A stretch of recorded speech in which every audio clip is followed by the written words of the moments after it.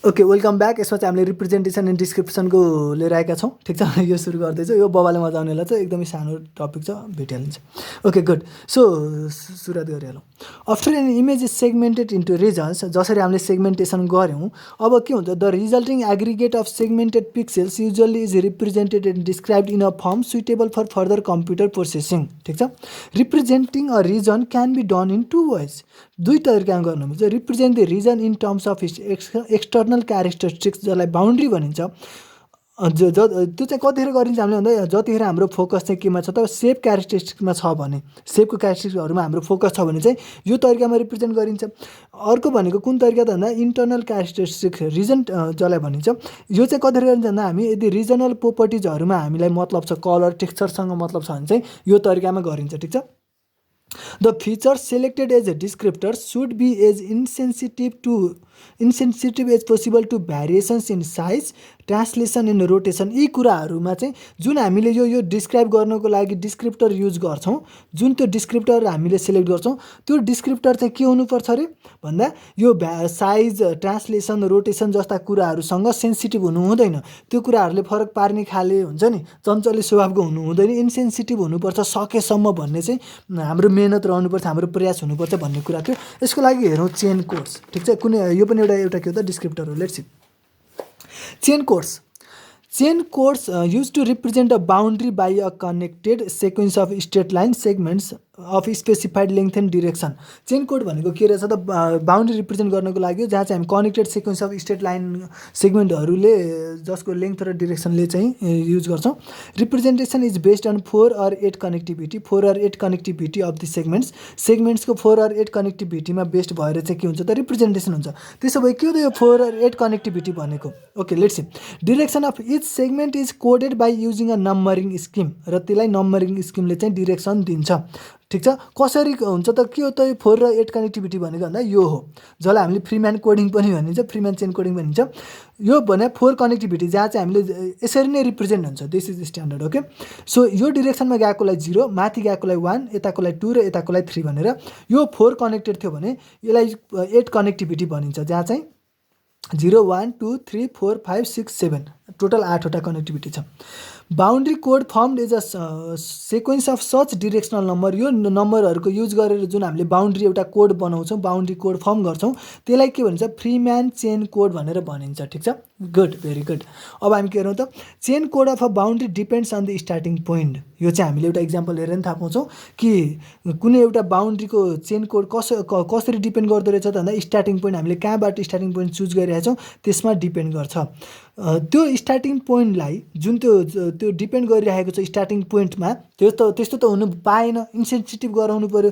त्यसको लागि नर्मलाइज गराउन सकिन्छ with respect to starting point. जुन ठाउँमा स्टार्टिङ पोइन्ट लिए पनि चेन कोड एउटै आउने जस्तो बनाउन सकिन्छ। कसरी भन्दा, by treating chain code as circular sequence. Chain कोडलाई नै हामीले सर्कुलर सिक्वेन्सको फर्ममा चाहिँ ट्रिट गरेर अब direction number and redefine the starting point हामीले रिडिफाइन गर्न मिल्छ, so that the resulting sequence of numbers forms in integer of minimum magnitude. कसरी गर्न मिल्छ त भन्दाखेरि, त्यो जुन हामीले नयाँ इन्टिजर त्यो त्यसरी सर्कुलर सिक्वेन्स जस्तो मानेर उस गर्छौँ, त्यो चाहिँ मिनिमम म्याग्निच्युडमा भयो भने, त्यसरी हामीले रिडिफाइन गऱ्यो भने चाहिँ स्टार्टिङ पोइन्टको त्योवाला झन्झट चाहिँ हामीले हटाउन सक्छौँ। ठिक छ।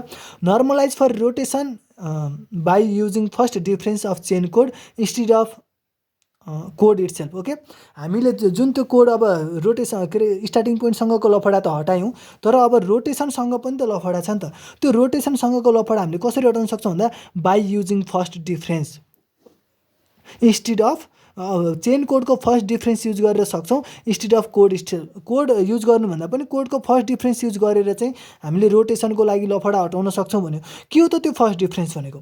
फर्स्ट डिफरेन्स भनेको is obtain by counting the number of direction changes in counter clockwise direction that separate two adjacent element of the code.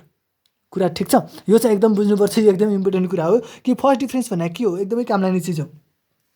Counter number of direction change कति भएको छ काउन्टर क्लकवाइज डिरेक्सनमा काउन्ट गर्ने, जहाँ चाहिँ दुईवटा एलिमेन्टहरू बिचको त्यो एडजासेन्ट एलिमेन्टहरू बिचमा कतिको डिरेक्सन चेन्ज भएको छ भन्ने कुरा हो। यहाँ हामी इक्जाम्पल हेरौँ। Let's see, 4 direction chain code छ हामीसँग। यो कस्तो अरे 4 डिरेक्सन, दिस दिस दिस ठिक छ। यो 0 1 2 3 यो चित्र बनाउने। त्यसपछि अब यो यिनीहरूको फर्स्ट डिफ्रेन्स कसरी निकाल्छौँ हामीले 1 बाट 0 कस्तो रे counter clockwise this is important. Counter clockwise यतातिर जाँदैन हामी यतातिरबाट जान्छौँ यसरी ठिक छ। काउन्टर क्लकवाइज डिरेक्सनमा 1 बाट 0 मा जान कति डिरेक्सन चेन्ज हुनुपर्छ 1 बाट 0 मा जान यता जान पाइँदैन भाइ यताबाट जानुपर्छ 1 2 3 3 पटक जानु पर्यो। अब 1 बाट 0 गयो 0 बाट 1 मा जान 0 बाट 1 मा जान यतै जाने हो हिँड्ने त सधैँ यसरी नै भनेपछि एक पटक ठिक छ।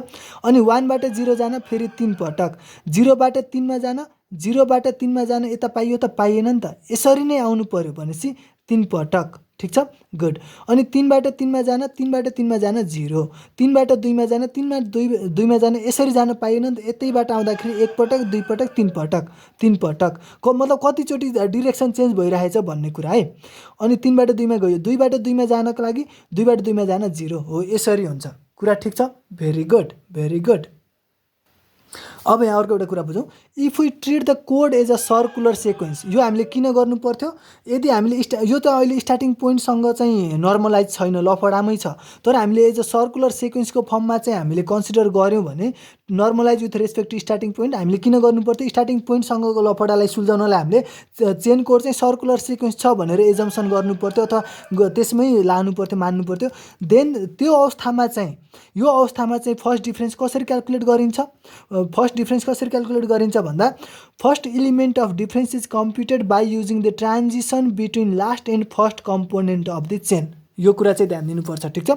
यदि हामीले सर्कुलर सिक्वेन्स मानेर काम गरेका छौँ भने त्यतिखेर फर्स्ट डिफ्रेन्स कसरी क्याल्कुलेट हुन्छ भन्दा लास्ट र फर्स्टको बिचको ट्रान्जिसनलाई पनि हामीले फर्स्टमा कन्सिडर गरेर गर्नुपर्छ। मतलब हामीले एउटा इक्जाम्पल हेरौँ यही कुरा यसको अब फेरि हामीले यो कुरा हेरौँ है त कस्तो हुन्छ।